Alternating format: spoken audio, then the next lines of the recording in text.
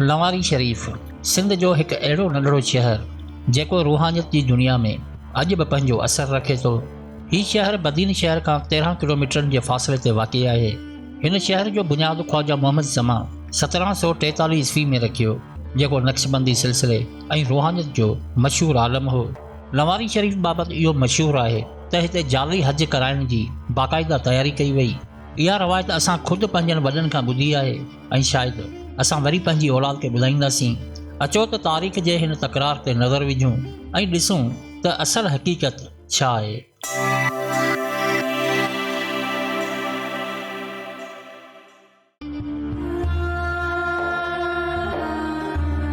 इहा रवायत आम आहे त लवारी शरीफ़ में जॾहिं हज कराइण जी दावा कई वई त मुख़्तलिफ़ हंधनि तां हज़ारनि जी तादाद में माण्हुनि अचण जी हाम भरी, जेको मज़हबी एतबार खां ग़लति अमल हो ऐं मज़हबी माण्हुनि जी सख़्त मुखालफ़त खां पोइ इन हज खे मुकमल तौरु बंदि कयो वियो। ख्वाजा मोहम्मद ज़मा लवारी इन जो अहम किरदारु रहियो।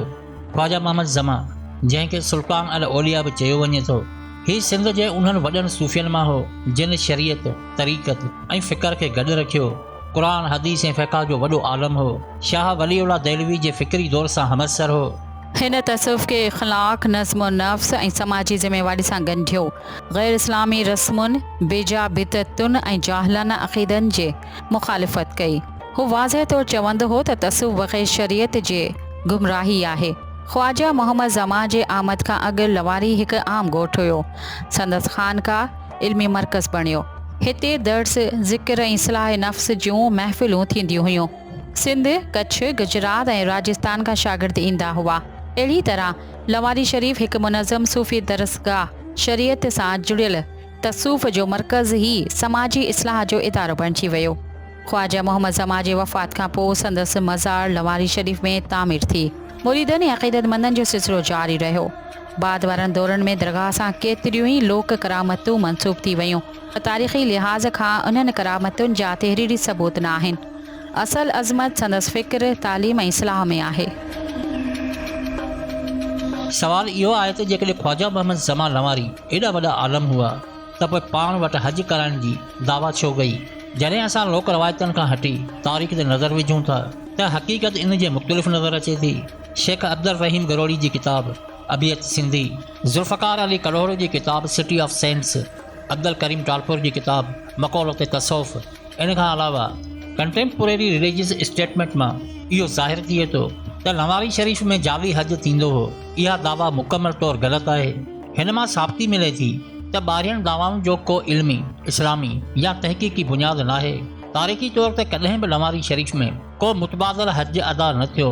न ख्वाजा मोहम्मद ज़मा अहिड़ी दावा कई, न संदसि ख़ानक़ाहनि अहिड़ी तालीम ॾिनी।